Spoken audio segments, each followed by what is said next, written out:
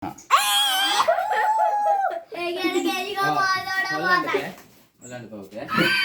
මේ බලාගන්න පොඩ්ඩක්. දැන් මේ ඉස්සලා එකේ අනිත් පැත්තනේ තියෙන්නේ මේ ඉස්සලා මොකද කරේ අපි දශම භාග විදිහට ලිව්වා. දැන් මොකද කරන්නේ අපි?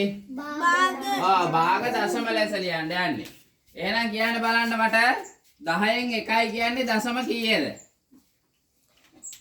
0.1. Very good. 0.1 10න් 2යි 10න් 7යි 0.7. ඕකේ ටික පැහැදිලිනේ නේ 10න් 9ට එනකම් 0.9 කියලා ඒ විදිහට එන්නේ. දැන් ළමයි ඔයාලට ඔය ශිෂ්‍යත්ව විභාගෙට මෙන්න මේ වගේ ගැටලු වෙනවා. මේ බලන්න. මෙන්න මෙහෙම ඔයාලට මේ කොටු 10ක් තියෙනවා කියමුකෝ. 4යි 5යි කොටු 10ක් දීලා මෙහෙම ඔයාලට කියනවා මේකෙන් දැන් මේකේ කොටු 10ක් තියෙනවා ඔයාලට කියනවා 0.3ක් පාට කර පෙන්නන්න කියලා. එතන මොකද කරන්න ඕනි? කොටු 3ක් ඔයාලා පාට කරලා පෙන්නනවා. පැහැදිලිද කතාව?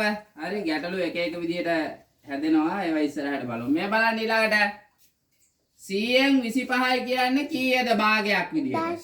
0.25. Very good. 0.25යි.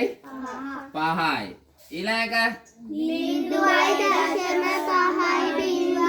0.5යි බිඳුව කියන්නත් පුළුවන් ඕනනම් 0.5 කියන්නත් පුළුවන්. පැහැදිලි නේද? දෙකම එකයි නේ. 0.5 කියන එකත් එකයි 0.5යි බිඳුව කියන එකත් එකයි. හරියට භාගෙ. මේක 0.7යි 5යි 0.8යි 3යි 8. හා මේ කියන්නේ 100න් 3යි. 0.3.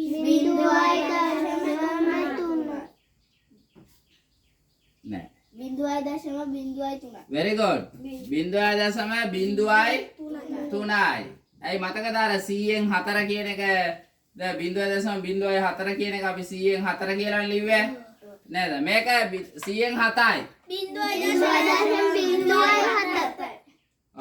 බලමු මේකට කවුද උත්තරයක් දෙන්නේ කියලා.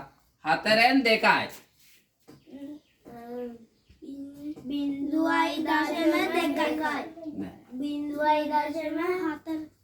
මේ හරියටම භාගෙ. මේ බලන්නකෝ. 10න් 5යි කියනකොට උත්තරේ එන්නේ 0.5 නේ. 10න් 5යි කියන්නේ හරියටම භාගෙ. 4න් 2යි. 0.02.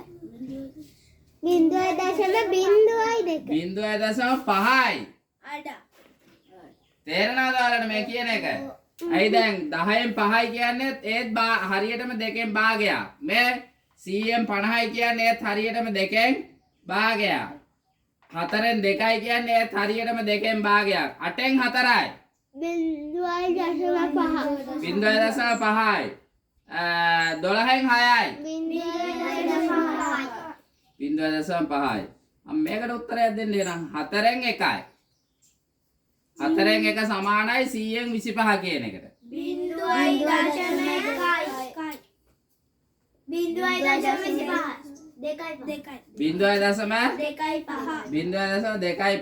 කො අනිත් අය උත්තර දෙන්නේ නැද්ද? 4න් 2යි. 0.5යි. 4න් 3යි. 0.7යි 5යි. පැහැදිලි නේ? ඊළඟ මේ බලන්න. මේකට උත්තරයක් දෙන්න බලන්න. 5න් 1යි. 5න් 1 කියන එක සමානයි 10න් 2 කියන එකට. පැහැදිලිද? 5න් 1 කියන එක සමානයි 5න් 1 කියන එක තුල්්‍ය භාගයක් මේ 5න් 1 කියන එක තුල්්‍ය භාගයක් වෙනවා 10න් 2 කියන එකට. එහෙනම් 5න් 1 කියන එකට 0.2 කීයද එන්නේ? 0.2. Very good. 0.2යි. 5න් 2යි. 5න් 2යි.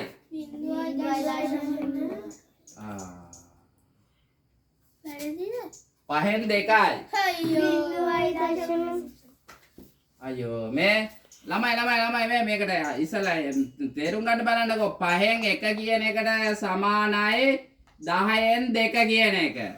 5න් 2 කියන එකට සමාන මොකද්ද? 10න් 4. එහෙනම් 0.0 කීයද? 5න් 3යි. 0.6යි. දැන් පැහැදිලිද? 5න් 4යි. 0.8යි. වැඩේ පැහැදිලි නේ? උත්තර ටික දාලා අරන් එන්න.